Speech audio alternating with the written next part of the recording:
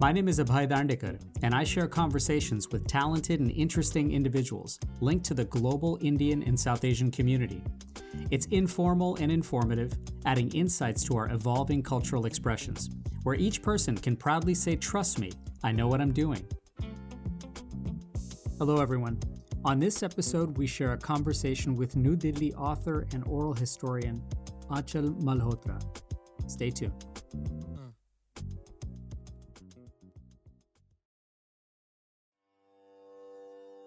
My kids will often get on me for truly loving history.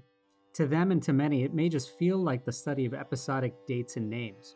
And speaking of episodes, thank you all so much for listening to the show and sharing it with your friends and family, for subscribing, downloading, and rating the podcast wherever you're listening, and for following us on social media at Dr. Abhay. So for me, examining history has always been a quest to understand and tackle complex questions and the evolution of relationships. I love and appreciate the study of lives and cultures and societies, and I've truly felt a great empathy and longing to understand ideas and traditions that I can't possibly fathom in my own personal microcosm. But for historical events and time periods that have been traumatic, calamitous, and simply so unfathomable, I've wondered if we're often afraid of unmasking pain or asking deeper questions, and if we simply tend to gloss over or mask the contours of those stories for the sake of ease and convenience. Now, for New Delhi-based oral historian and writer Aanchal Malhotra, chronicling personal histories and tracing social ethnography is an expertise that she's developed through scholarship, patience, and incredible relationship development. She's the co-founder of the Museum of Material Memory, an amazing crowdsourced digital repository tracing stories and family-based narratives from the subcontinent. Now, the 1947 partition of India and Pakistan upon the exit of British rule is a profound example of a time period marred by trauma and violence, one of the greatest mass migrations of refugees in modern history, as over 15 million people were displaced, and between 1 and 2 million were estimated to have been killed.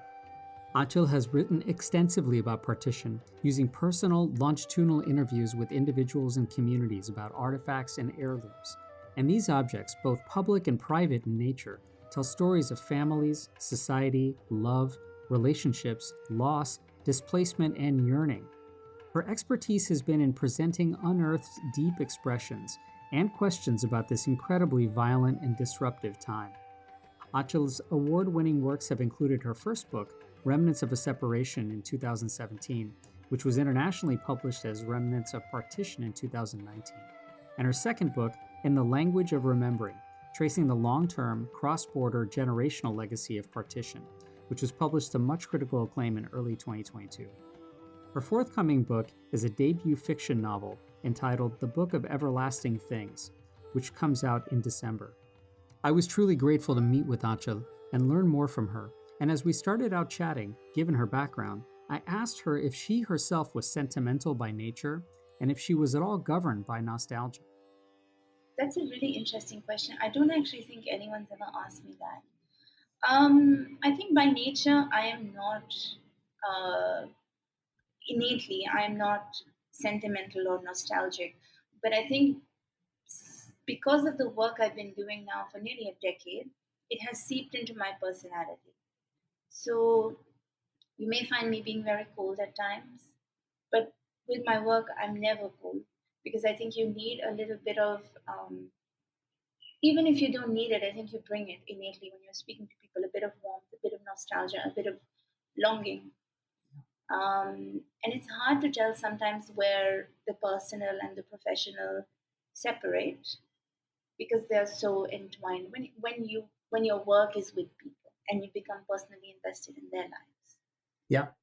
Well, and with that, when you are now joining in a dyad, you're talking to somebody and your own balance of, scientific rigor in, if you will, in archiving information, but then also being empathic to other people's thoughts. Are there different modes in some ways of archiving sentiment? Are there ways that your own sentimentality or even nostalgia also plays a role in how you perhaps categorize some of these conversations?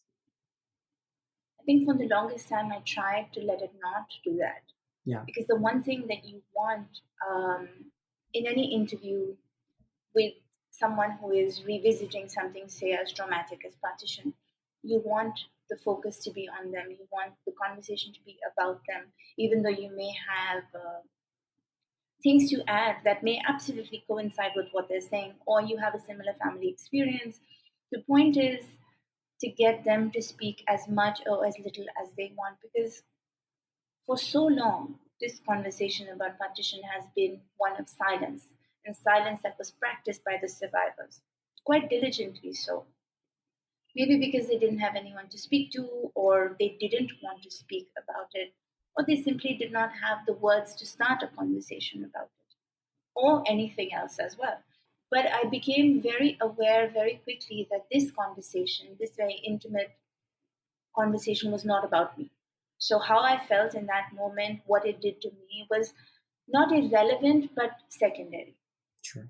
And I think it is after you record the conversation and you go home and you listen to the recording and you start to realize really what was said and what was inferred, and maybe what remained unsaid but could be understood by you because you were there, because of the tone of the voice, because of where their voice lilted, because of where they switched languages, because of when they brought out things to show you. I think all of these things factor into how you receive memory Yeah. as well, and how you perceive that memory you have received. And I suppose it's actually quite incredible that you can feel empathetic towards an experience that you have never lived, to an extent that you start to really want to do it justice when you're recreating it in text. Did you find yourself becoming more and more empathic as the project went along? Naturally, yes. Yeah. I think also I started when I was very young. So I was 23 years old when I began, and now it is nine years. Yeah. And as you grow older, obviously you start relating to other aspects of their story. Perhaps it would have begun with awe or confusion, and then you start reacting to things like leaving family, leaving home. In the midst of this project, I have moved homes as well, from moved continents. So that feeling of leaving parts of yourself behind in a place, that starts to dawn on you. Yeah. And as you spend more time with people's stories, you naturally become more empathetic, but you also become more knowledgeable about that part of the past. So when people are talking to you, or when you are asking them questions, you are able to ask more informed questions. And I think that really helps in making the conversation more nuanced. Rather than asking vague questions about how you felt or what it looked like, you could ask, oh, I have read that, or I have heard from other people that in this month, in this year, this happened. There was a massacre, there was a fire. Did you see it? Yeah. So your questions become more nuanced. It's almost like you can sort of do the macro to micro zoom a little bit easier, a little bit faster. I mean, there's more agility to you because you're younger than them, Yeah. obviously. But I think also when you are a scholar who is constantly talking about this scholarship, that has to come very naturally, where someone in an interview will say, oh, can you tell the story that most moved you? And you think to yourself, well, all They stories all move you. both How me, can I right. pick one? Yeah. But you have to go in, you have to pick one, you have to, or when you're talking about a certain geographical area, some stories will be more resonant than others. So I think this aspect of zooming in and coming out becomes natural when you are well acquainted with your research material. Yes. Yeah. I have a slightly tangential question, and that is that as an archivist, as a historian, even, and even in your own personal reflections, are you to some degree a hoarder? Surprisingly not. Yeah. But my mother is and my grandfather is, so I think I grew up with that idea that I would never be one. I mean, like, I have rules for myself. Like, if I haven't worn a piece of clothing in 2 years, it's being given away. Yeah. That I do not like clutter. I'm very organized. Suppose I don't hoard stuff, but there are other kinds of hoarding as well, Sure. right? Yeah. Yes, I have become a hoarder of other people's voices, Yeah. of their memories, of their past. The head is very crowded. Mm. I think that's what really gets to me. That, and especially when I was doing many interviews in a week, Yeah. these stories of many different people from India, Pakistan, Bangladesh, diaspora, they would blend into each other and create weird amalgamated dreams, Yeah. which is a very confusing space to be in. And I would say this hoarding has come as an occupational hazard almost, right? Mm. I can't help but be a collector of these. And I wish sometimes that I wasn't. Yeah. Well, and so how do you resolve that dichotomy, right? That you're someone who lives an organized, uncluttered life, and yet the idea of, in some ways, sharing the burden of so many stories and so much experience, or at least accepting and receiving that information. And like you said, sort of being a hoarder of those stories, they all being important. Has that been a challenge for you to, in fact, bear some of I've only realized it has impacted me later. I think it took 5 or 6 years for me to realize it had done something to me. Yeah. Because when you're working with people and that generation is passing away very quickly, Mm. they're in the twilight of their lives. And even if they are ready to speak, but they may not remember. Yeah. So really, it's a time-bound exercise. And with that, you're sort of in a race against time. Sure. So I think when you have all these factors in your head and you know that you have to record as much as you can of as many people as you can, you don't really think about yourself. Like I said, like I didn't really matter. And then as time passes, you realize how, I suppose it's different for different people because I have asked a lot of other oral historians how they have been impacted by it. Mm. But I can only speak for myself. So with me, it made me more insular, more introverted, less comfortable speaking to people my own age, very reserved, and I think a little bit of a workaholic, which I still am. Yeah. There was so much to record and so much to transcribe and so much to put in words, and you realize that so many people's voices have been absent from you. Mm. Yes. And not to say that you are the only person doing this work. You're not. There are several other people in the work doing this, but it's still not enough. Yeah. It's Yeah. not enough because there will always be people whose voices will go unheard. There will be communities, there will be castes, there will be ethnic areas, geographic areas whose stories would have gone unwritten because we are people of oral histories. Yeah. And we are trying to leave a mark of what happened in the past so that future generations can look back. Like an advice that I carved for myself was always write for the future. Mm. Because my ancestors had not left anything for me. Yeah. Not my literal ancestors, but the people that came before me never left anything in writing, never left archive because they couldn't. Yeah. So I don't want future generations to have that regret of not knowing what we have survived. And in fact, with that as sort of backdrop as a motivator, I'm so curious, when do you first actually remember knowing that partition was an active part of your own personal journey? Do you remember that moment of kind of clarity? I would say when I was a child, and it's a bit strange growing up in South Asia and not really having that understanding since you're born. I think Mm. what we know since we are born is that the word partition is an important word. And we know that without even fully understanding what it means. Sure. We are told to, just the way it is used in conversations, we are told to use it with clarity, fragility, delicacy. But I don't think we understand the extent of what it really encompasses. Mm. So I grew up not really knowing that my grandparents were from Pakistan per se or what became Pakistan, but I grew up hearing the word refugee a lot. Mm. And that was because my grandfather had started a small bookshop in what was once a refugee market after partition. It had been made into a market after partition to help in the economic stability of refugees who had come from across the border. So I would hear the word refugee, and it was said in like refugee. That's how it was said. Yeah. Refugee market. Delhi ki refugee market of Delhi. And there are Ah. so many refugee markets in Delhi. Yeah. So many refugee neighborhoods in Delhi. They're called refugee colonies. And my grandparents lived in a refugee camp when they came to India. Again, I don't think you know what it means. You Yeah. just know that you hear it, right? Yes.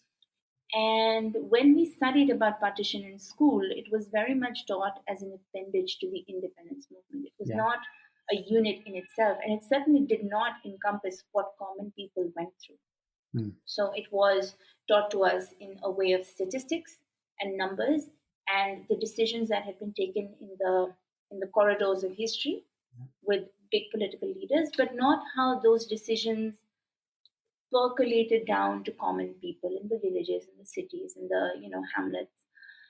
And so when we learned about partition, my first instinct was not to come home and say, "Oh, hey, have you lived through this partition? Yeah. This thing called partition." It Right. was just to consider it something that had happened so far back in the past that it couldn't impact my present. Yeah. Which, of course, it did because it impacted how my grandparents lived, how they behaved, their frugality, their irritation when speaking about things that couldn't be changed. My grandfather would always say, like, why do you want to know the past? It won't change anything. They never spoke about, they never said the word Pakistan. They would always take the names of villages and cities they came from, which later, when I began really working on partition, noticed this to be a very common trait. Mm. That people may connect to the villages and cities they came from, but not necessarily the national boundary that it was now a part of. So Sure. they'd be very comfortable saying things like Lucknow or Calcutta, Gujranwala and Peshawar, but not so much India or Pakistan or Yeah. Bangladesh. Because for them, very much their life had revolved around that place. It's interesting because I always associate partition to my paternal family because they really were the ones that lived in camps, had a lot of difficulty setting up their life again. My grandmother had to work at a very young age. She was 16 or 17. My grandfather had to work. He was 19. And it was really hand to mouth for nearly 10 years. But it is my maternal family that provided the way into partition. Because if you look at partition from afar, it looks very, very vast. And you don't quite know where to begin. You don't quite know how to ask the questions. Because, and I always think about this a lot, in fact, that for countries that have been born out of trauma and violence, as Pakistan, India, and later Bangladesh were, we don't really have a vocabulary for that violence. We are not equipped with the language to speak about it. We are not even equipped to ask questions about it. In fact, we are not invited to ask questions about it. Sure. Those questions are met with more questions. Yeah. What happened in the past? But why? Why do you want to know? Where am I from? You are from where you are born. This is obviously, I mean, it's very incongruent. Yeah. Right? And in the West, when you ask a question, you're more than often given an answer. I'm thinking about things like the Holocaust, Yeah. where there is very much, where there may not have been initially, but now there is very much a resounding conversation about what happened and Sure. the realities of what happened. But we are not there yet. So it was my maternal family that came from Lahore to Delhi and with relative ease. Their extended families may have seen violence, but my grandparents specifically did not see any. So they came with relative ease. They saw what happened to Delhi during partition. They saw how neighbors were dragged out of their homes. They saw the violence in the streets of Old Delhi. That is what they described to me. But it was them that provided me an insight through the objects they had carried. Mm-hmm.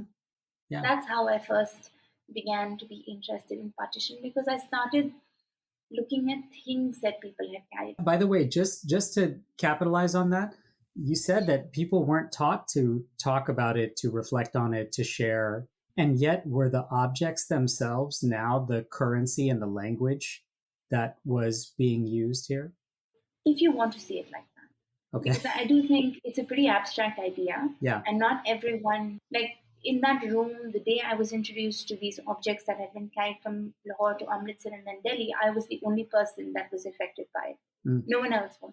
Yeah. So obviously, it really depends on your preoccupation. But I couldn't believe that my grandfather's eldest brother, when he was talking about these ordinary things like a vessel and a yardstick used to measure fabric, he was completely transported to the past. Yeah.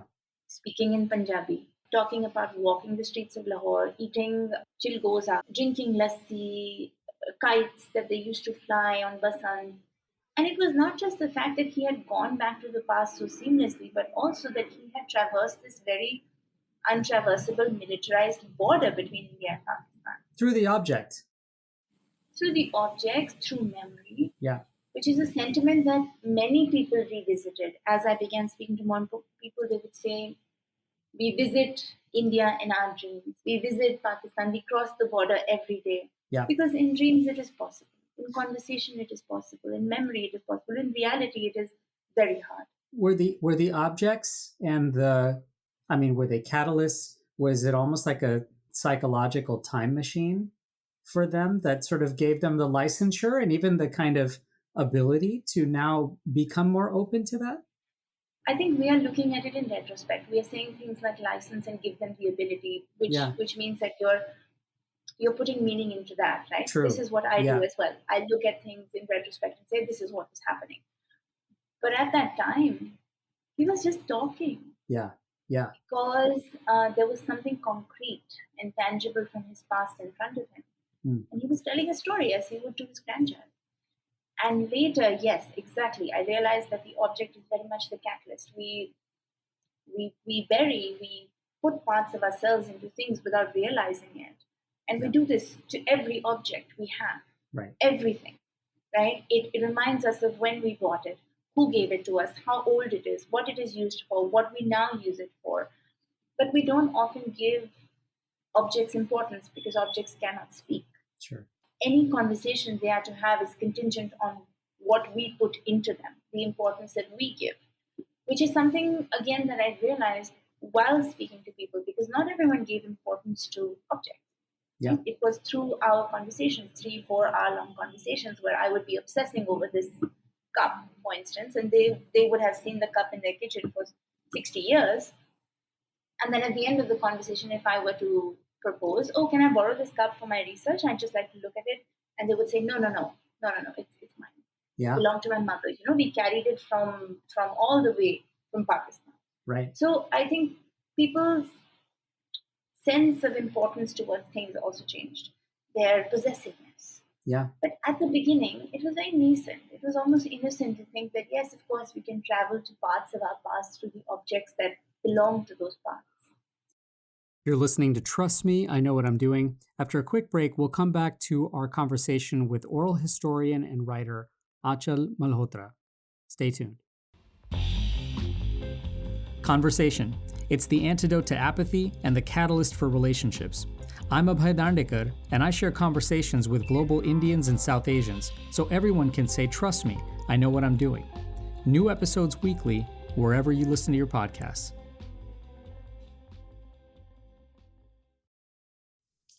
Hi, this is Madhuri Dixit, and you're listening to Trust Me, I Know What I'm Doing with Abhay Dandekar. Welcome back.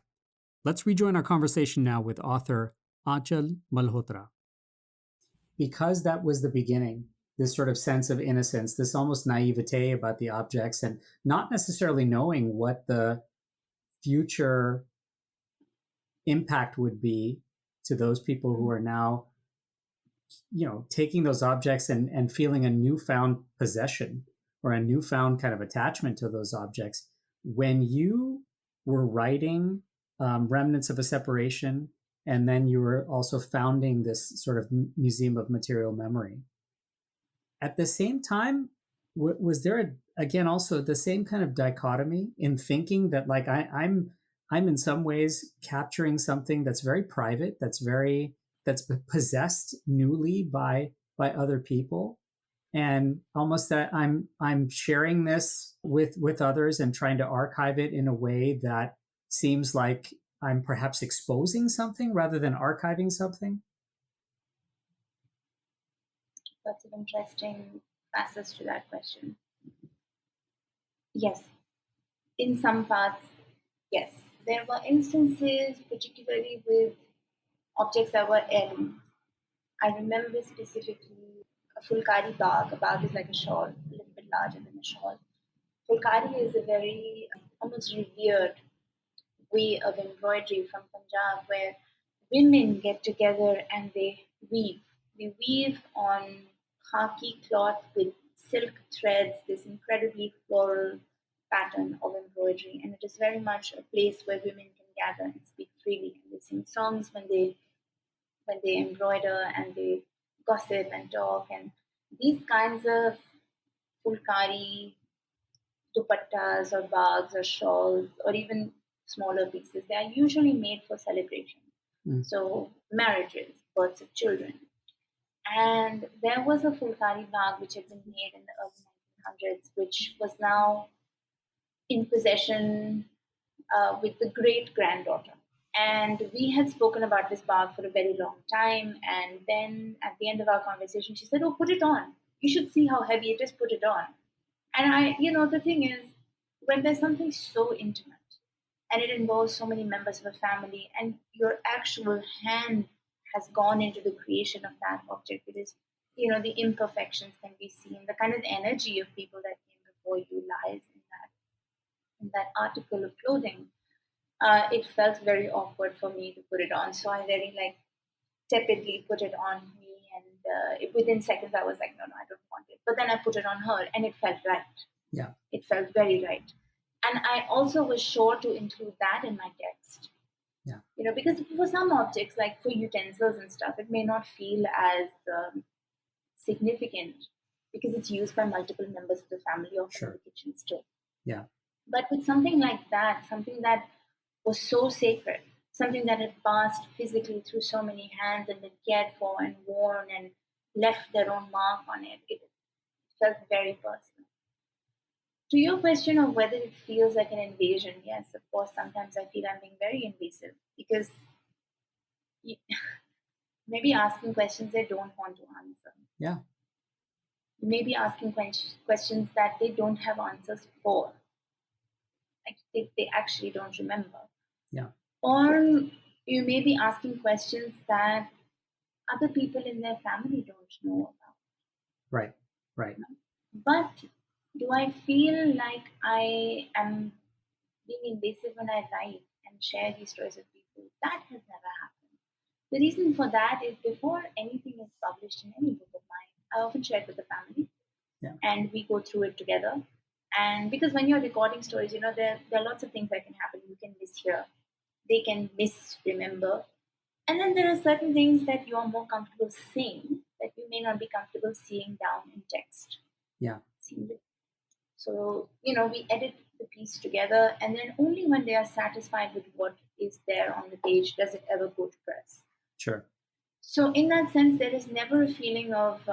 You're not necessarily disrupting the intimacy or. No, because I never feel that, because I think it's so contingent on how you are with the family as well. Sure. Like for me, it's very important to stay in touch with everyone I've interviewed. Yeah. So whether it's someone who is 19 or whether it's someone who is 95, I still speak to them very much. Yeah. It's not, there's no I'm using your story. Right. Because I am very conscious of that not being the case, which also means during the interview, you should be receptive to them asking questions. And I always think of this as the plateau method. It's not an actual method. It's just something I do for myself, that if you expect someone to reach here for you, then you will also have to do the same. Yeah. Whether by sharing parts of your life or spending time or just coming on the same level field, however long that may take. What it also sounds like is that the conversations that you were having were clearly not meant to be transactional.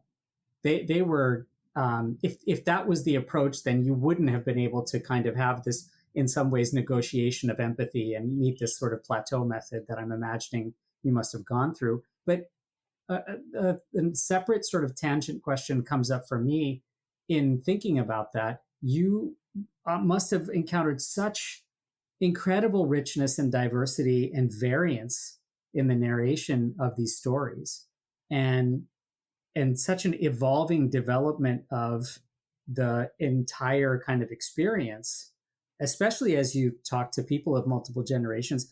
And as you were writing sort of in the language of remembering this, and now thinking about different particular generations and family members and how they intertwined and interacted with each other, did you find that there was that same plateauing or that empathy that was going across from generations themselves, independent of you, by the way? So the first time I ever thought that an intergenerational book could be written was when I experienced three generations discussing their history together in Lahore. And this was back in 2014.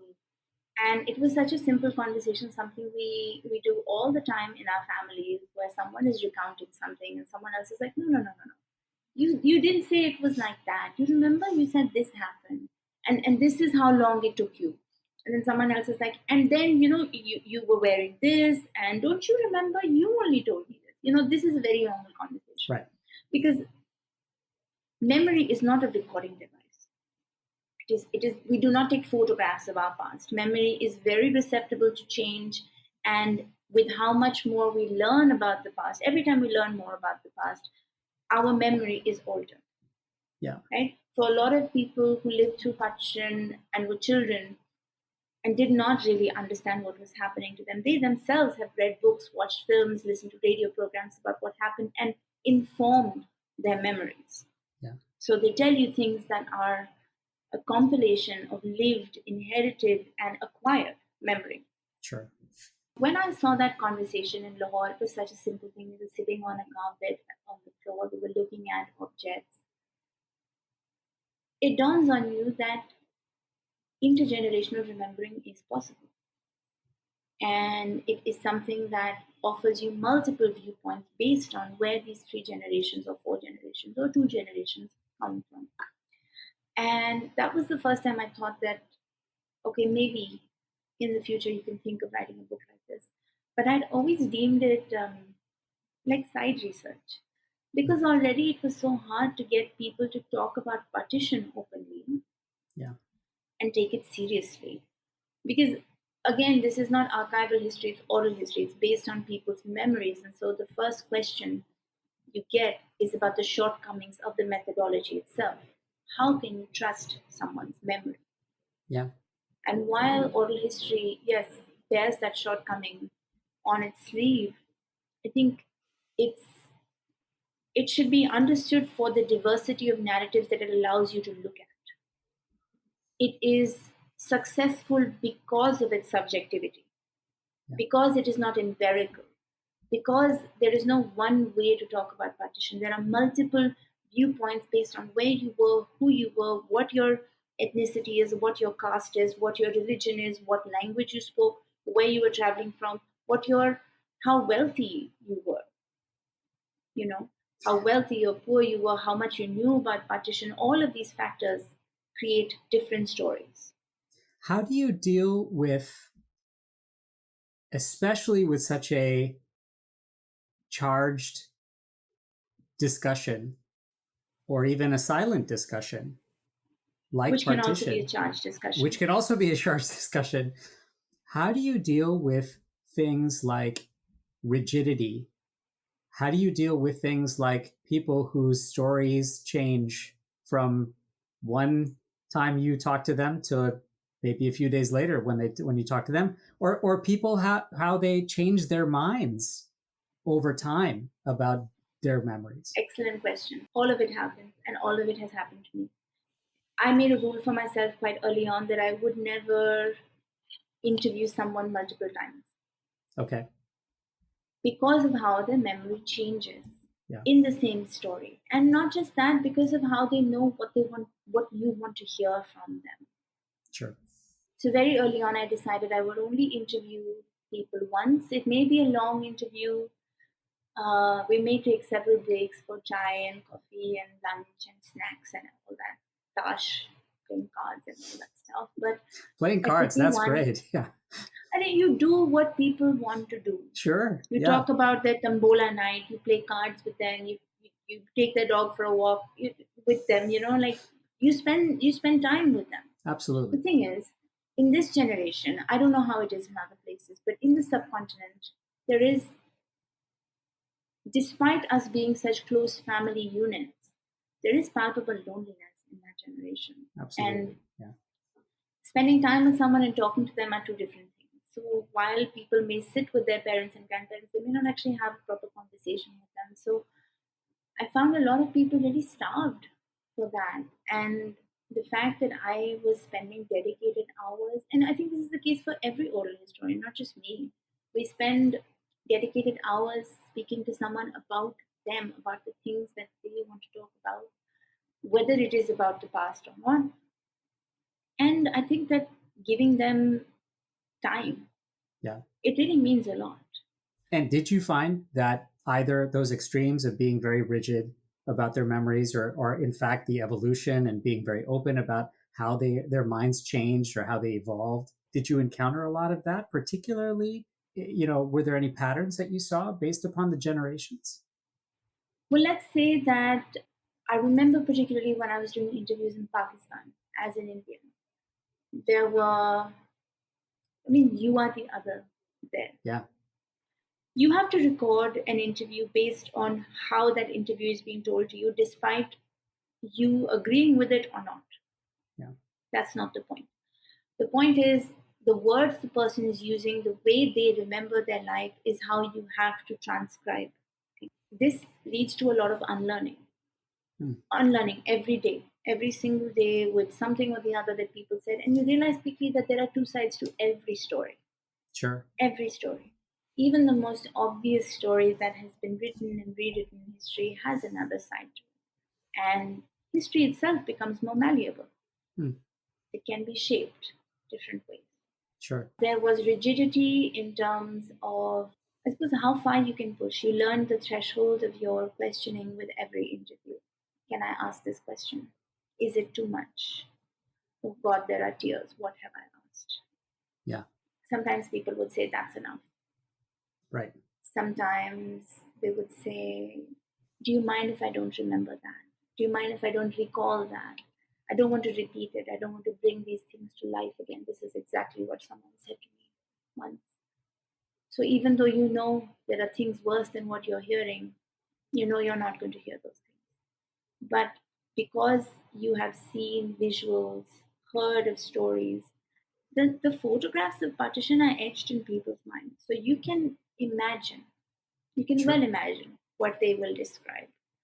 Did I face did I face instances where people change their memories? Not me, but I've heard from other people of how the media influences people's memories. Yeah. Like, for instance, there was a film Gadar where there's a scene in a train where something is written on blood. Now, the director of the film said that scene was inspired from real life, which is possible. Yeah. Someone I know, or someone I read, somewhere I read that an interview was conducted with a person that said, I saw a train where something was written in blood. Now, is that memory inspired by the film? Or was he there in person because the memory itself inspired the scene of the film? It's difficult to tell sometimes, but I think that I used to be very concerned with these kinds of inaccuracies, but now I don't concern myself with them anymore because I'm not interested in answering that question about truth and veracity. And like, my concern is to record a story that has been unrecorded and somehow has defined the fabric of three nations, four nations. My allegiance is to the story. Yeah. There are ways, of course, you can gauge. For Yeah. instance, if this is something that happened to me, when multiple people start to speak about the same event Mm-hmm. with the exact same details and the exact same timeline and the exact same horrors, Yeah. especially for an event that has gone unrecorded in archival history, then you know that happened. And Yeah. that is something that has happened to me. Also, people say certain things that you can verify in archive.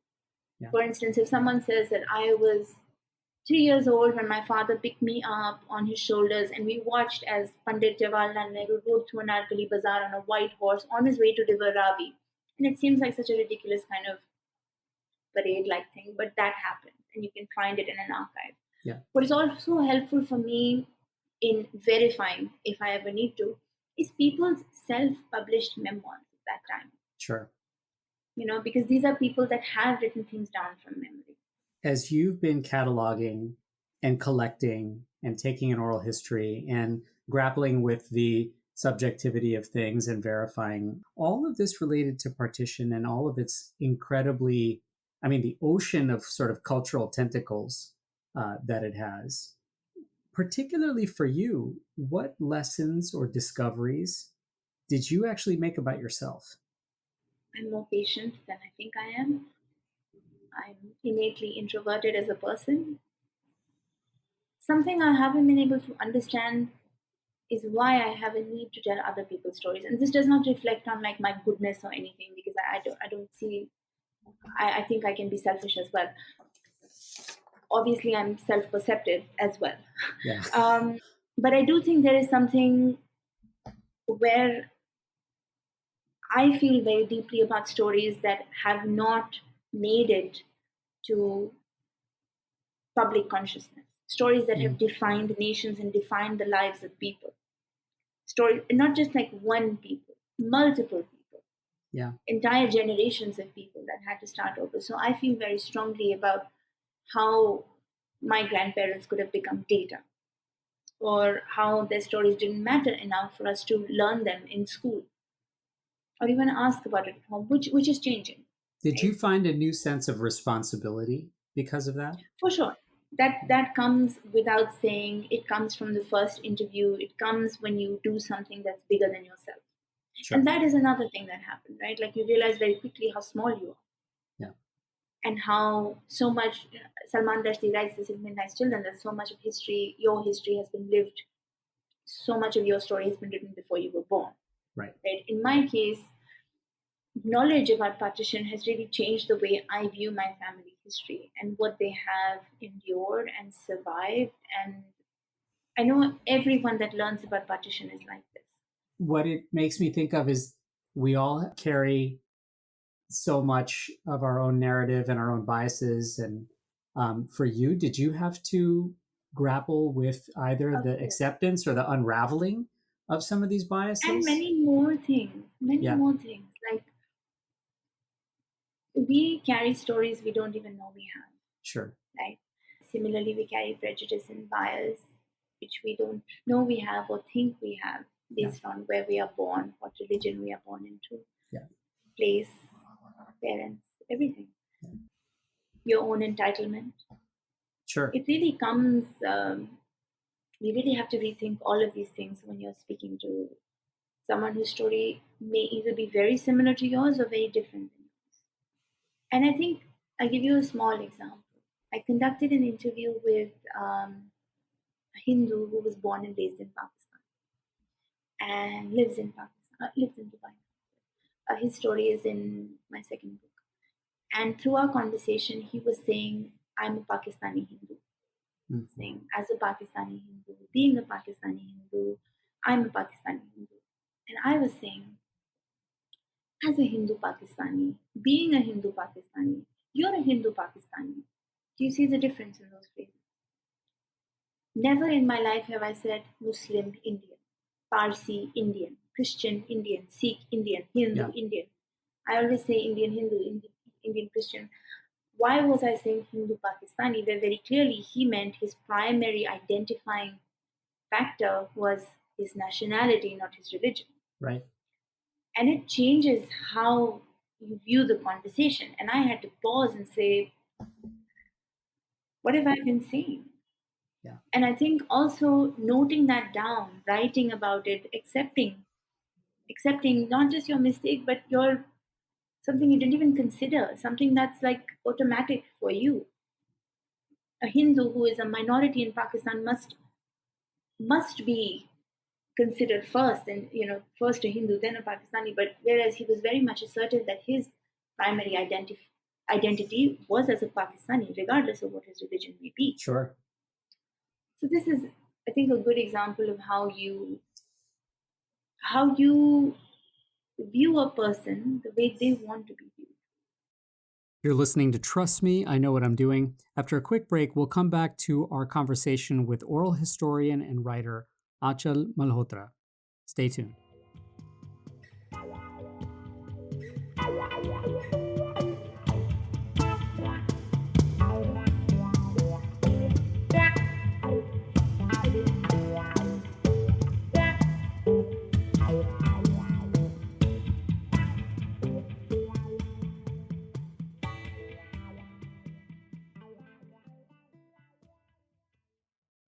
Welcome back. Let's rejoin our conversation now with author Aanchal Malhotra. I read that you said once that Partition just can't be simplified and that it can only be archived so that it just exists. The thing is, how do you simplify something? Simplifying it is doing it injustice. There are so many complexities in it.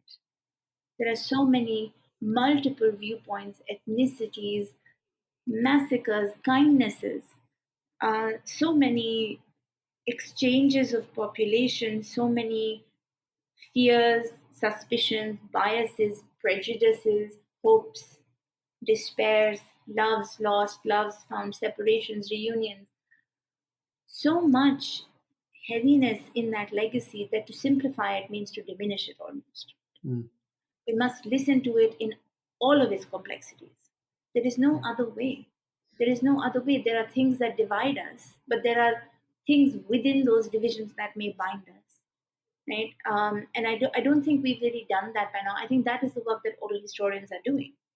Because all that being true has gone silent or remains important work to be done, is the simplification of it basically a coping mechanism? Is it a bandage that is the easy path of least resistance to put on a story like this? Very similar to what you learned in school, it being data, it being a, I wouldn't say an afterthought, but the simplification is very intentional. Yes, part of that is true, I think. How do you explain something as complex as partition to lay people that haven't seen it firsthand?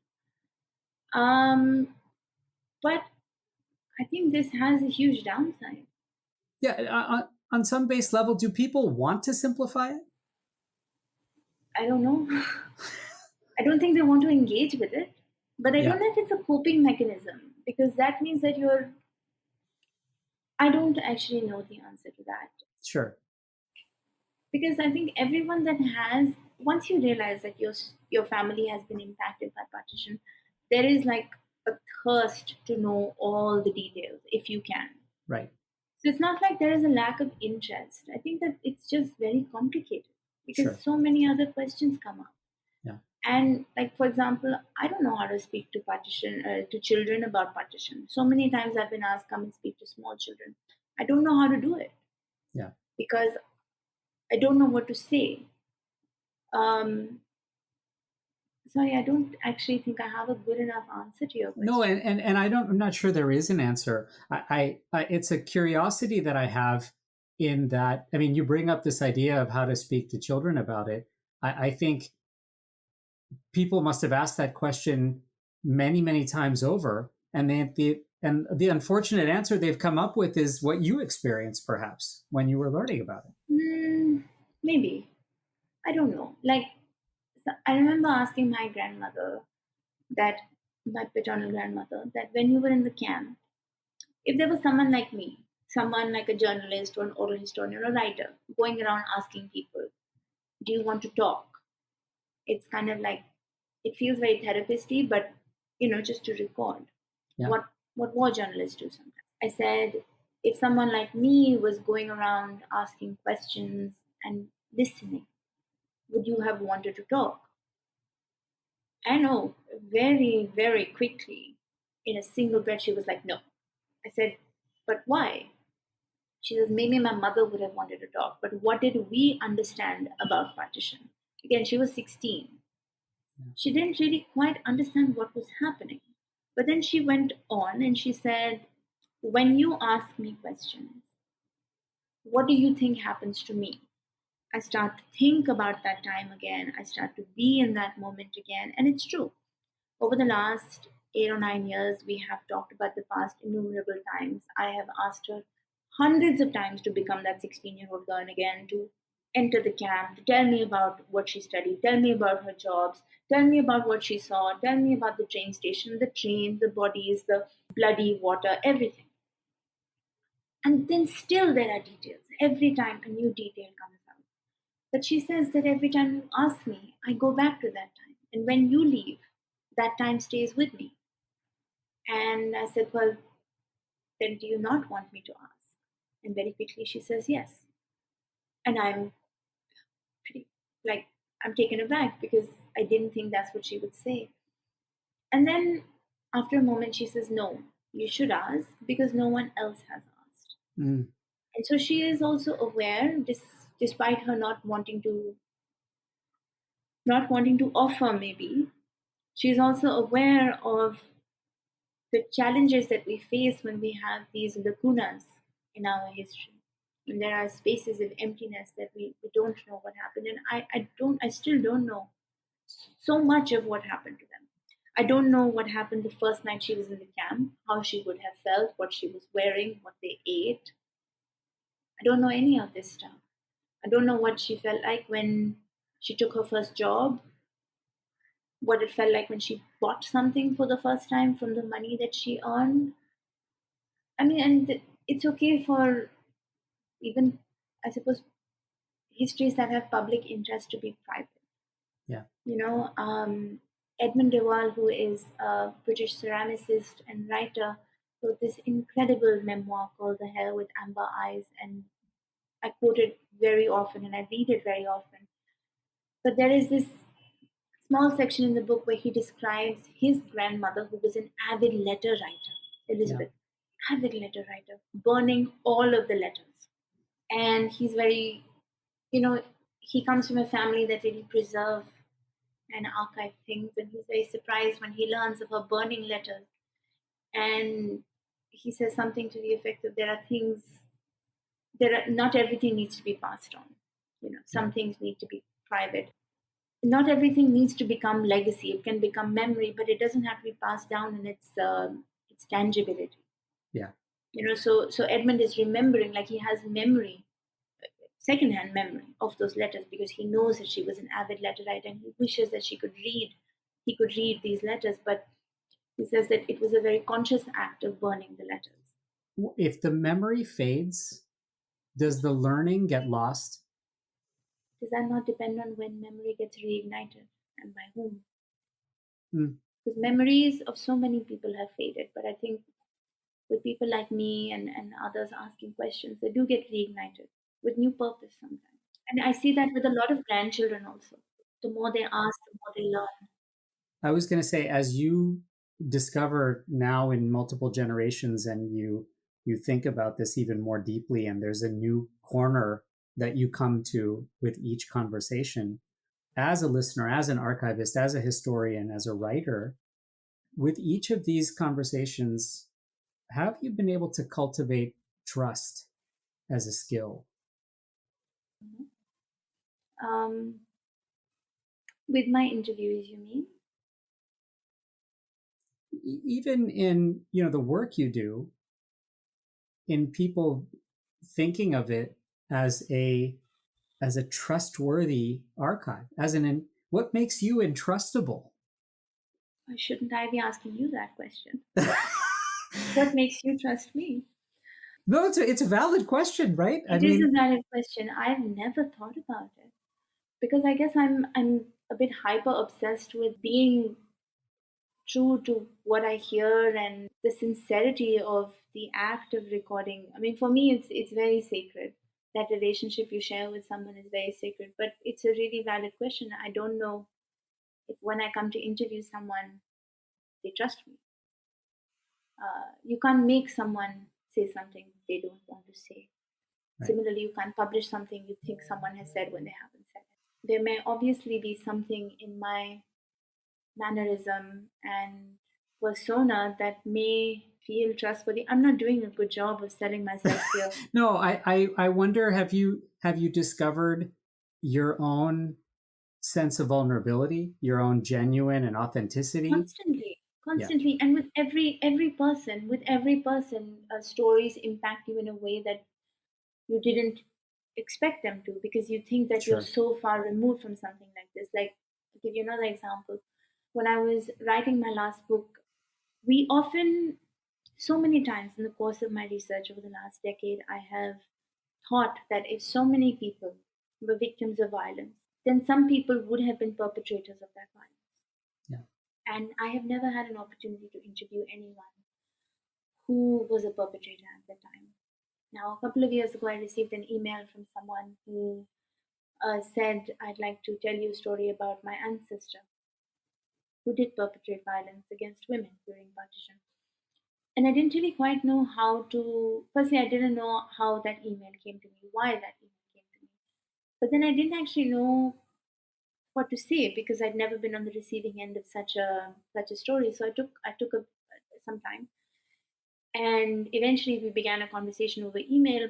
And it wouldn't be a conversation that was immediate, but it was a conversation that was spanned over like months, where they would write sometimes, and I would write, and they would write, and very gradually the story unfolded of this ancestor, extended family who had sold women during partition, and young women. And as a very young woman myself, I think that story really caught me. Like there was, I didn't, when I wrote that story, there was a wrath in my words I didn't know I was capable of. Mm. I don't really think I am a wrathful person. That's not a word I would ever use to describe myself. I'm very calm, very composed, and quite actually, I can look at things from the outside because of how long I've been doing this work. But that story, that I remember just putting myself in the position of those young women whose families had died, and this person was rounding them up and gathering them and selling them, and it was like angry. I think all my text was so angry, and I remember sharing it with my interviewee, and he was surprised at the wrathful nature of my words. And he says that I think what they said really mattered because it was then I realized that the story must be told in the way that it is being told to me, not the way I am interpreting it. Sure. I may be analyzing and drawing patterns between different stories, but it is not my responsibility to hold judgment over someone, particularly over someone that didn't commit an act, but whose ancestor did, extended ancestor. Yeah. Which is what they said as well. They said that I'm no one to hold the scales of justice over something an extended family member did in the past. I'm just telling you what I know Yeah. and have collected from snippets of conversations, never obviously told in one go, but overheard. Yeah. So if they were being vulnerable enough with me to offer this story, to offer this memory, to put it in words, which is hard, then I should also be respectful enough to receive it in that same way. These are very, like in hindsight, it seems like easy lessons to have learned, but I'm struggling still to find the words to talk about them. Of course.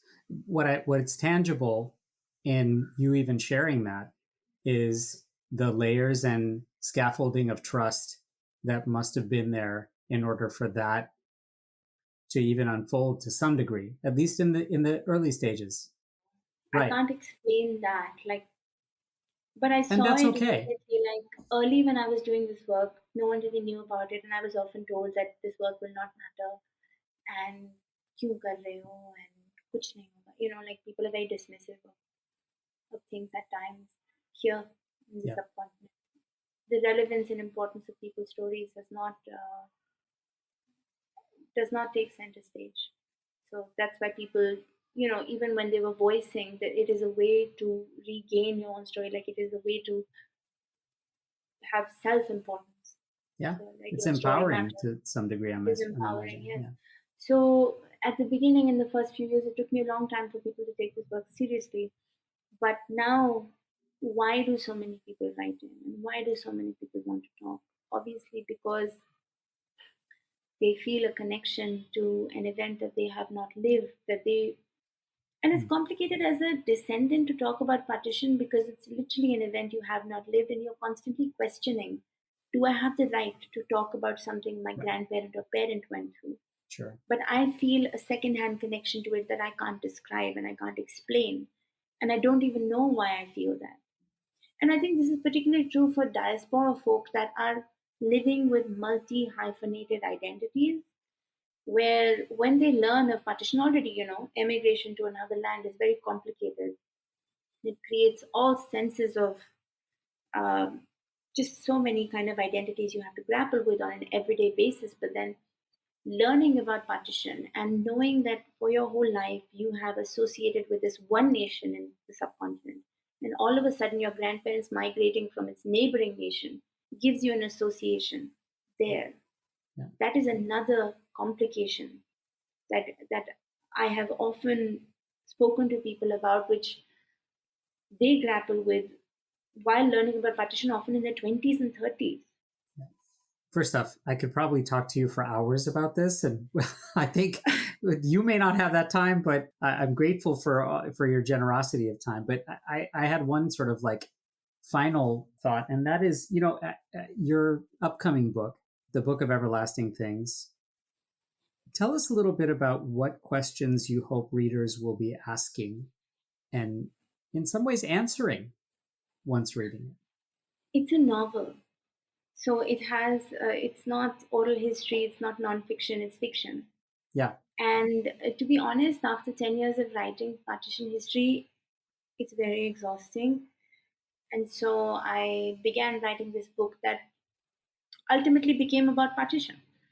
Right. Because really it's hard for me to move too far away from it, but it's fictional. So it's like your classic historical fiction, and it deals with, I would say, three main elements. One is the art of perfumery, because my main character is a perfumer, and I've been shadowing a perfumer for 5 years to be able to write the book. It deals with partition, and it also deals with the Indian involvement in the First World War, which is another story which that has almost been erased from public consciousness until very recently. And it's a love story.